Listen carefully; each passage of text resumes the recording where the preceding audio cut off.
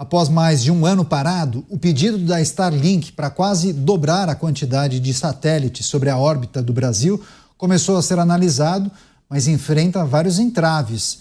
Além de pedir uma análise detalhada dos aspectos técnicos, a Agência Nacional de Telecomunicações, a Anatel, também quer um levantamento sobre o risco político e comercial que a empresa de Elon Musk poderia acarretar para o país. As preocupações da agência reguladora aumentaram especialmente após os entreveros entre o empresário e o judiciário brasileiro. Outro problema que a Starlink deve enfrentar está ligado às operadoras locais, que tentam convencer a Anatel a negar esse pedido da empresa norte-americana, alegando risco de congestionamento na órbita e uma interferência entre os sinais de telecomunicações. Chamar o Cristiano Beraldo, começar a rodada de análises com ele. Quando uma empresa faz uma solicitação para a Anatel, a gente presume que a análise e as verificações da Agência Nacional de Telecomunicações seja em relação à tecnicidade, né? Trata-se de um levantamento sobre as questões técnicas que envolvem a possibilidade ou não, naturalmente respeitando toda a legislação. Agora, quando a notícia indica que a avaliação da agência também vai trazer aspectos ligados à política, ao risco político do aumento de satélites dessa empresa, isso nos leva a crer que possivelmente o entendimento da empresa queira atender aos anseios de alguém, né, Beraldo?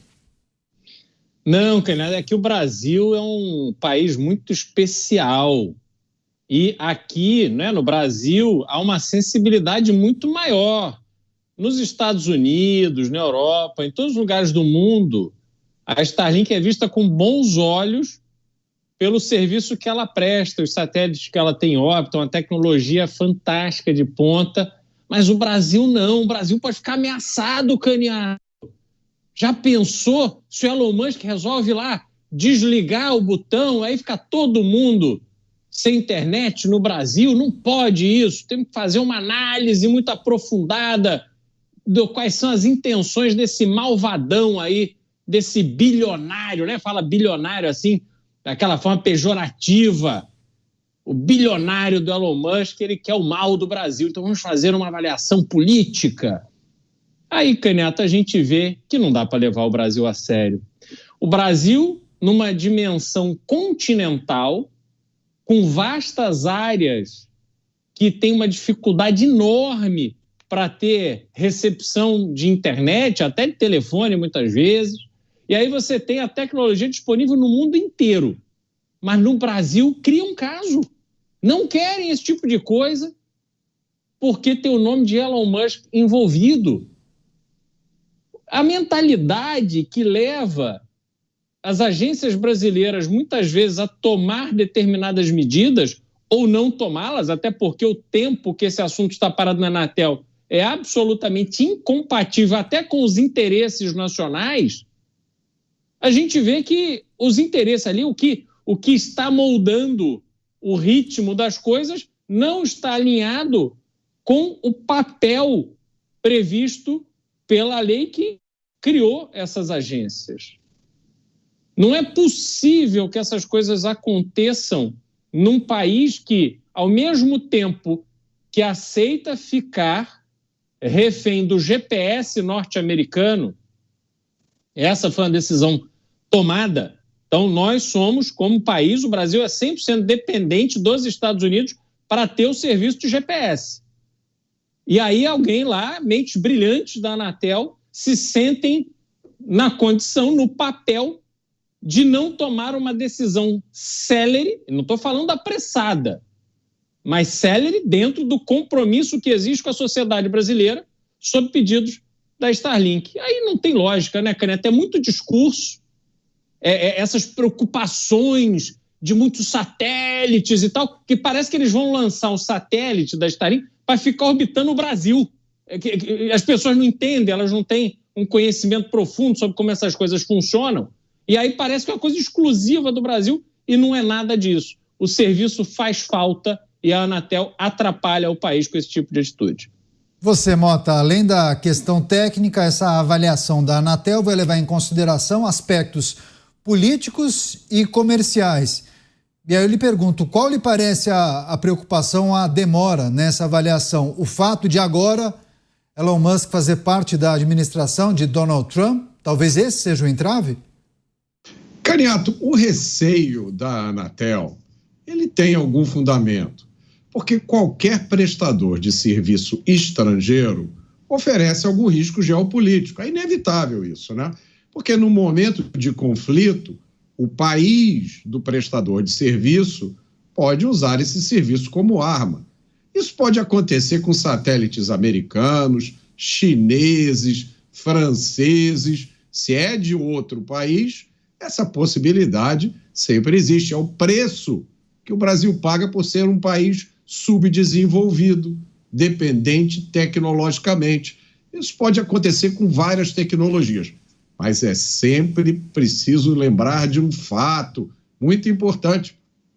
Vocês lembram que em setembro do ano passado, o presidente da Comissão Federal de Comunicações, que é a Anatel americana, enviou um comunicado ao presidente da Anatel aqui do Brasil? Vocês lembram disso? O comunicado dizia que a decisão do Estado brasileiro de bloquear as contas bancárias da Starlink desrespeitava os princípios universais de transparência, notificação justa e devido processo legal. A FCC lembrou a Anatel que a Starlink é uma empresa completamente separada da Rede X e com acionistas diferentes, e esses acionistas não tinham infringido nenhuma lei brasileira. A FCC disse naquele comunicado que as ações da Anatel tinham sido apoiadas publicamente pelo governo federal brasileiro e que estavam repercutindo amplamente e abalando a confiança na estabilidade e previsibilidade dos mercados regulamentados do Brasil. Olha, isso é uma carta do presidente da FCC, da Anatel americana, para o presidente da Anatel aqui no Brasil. Isso foi ainda no governo Biden, hein? Agora imagine o problema que isso pode dar, Caniato, para alguém que está pensando em levar os filhos à Disney ou que tem aquelas férias marcadas em Nova York. Pois é, você, Dávila, faz sentido essa demora na emissão do parecer por parte da Anatel e essas avaliações que levam em conta riscos políticos e comerciais, o que a gente precisa considerar em relação a essa apreciação que acontece? Caniato, desde a época dos governos militares, passamos por o Brasil democrático e chegamos ao Brasil de hoje, nós temos um enorme problema em lidar com duas palavras: soberania e tecnologia. Nesta visão desse nacional estatismo que regeu tanto o período militar quanto o período democrático, a questão da soberania é tão importante que nós provocamos um atraso tecnológico sem precedentes no Brasil, porque nós não entendemos como é que isso pode, entre aspas, afetar a nossa soberania.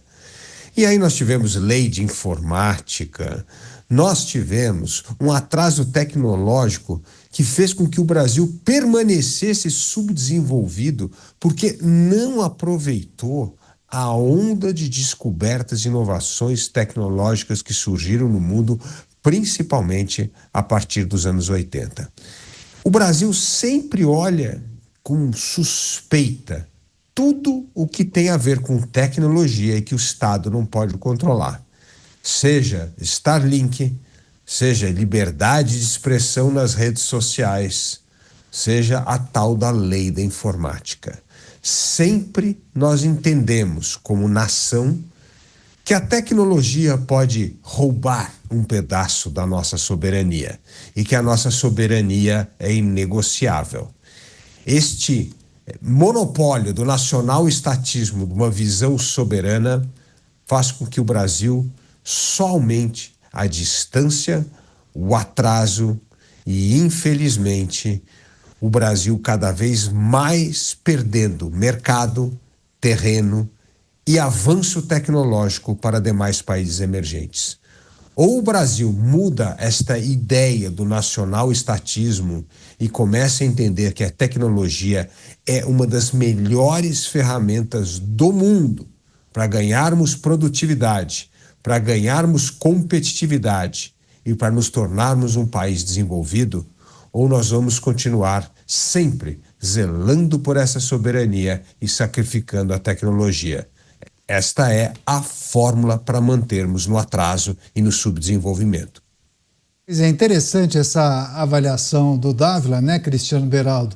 E é importante a gente lembrar também a relação que os brasileiros têm com essas empresas de tecnologia. E aí a nossa audiência, sempre colaborando com a gente, disseram, mas qual é o receio?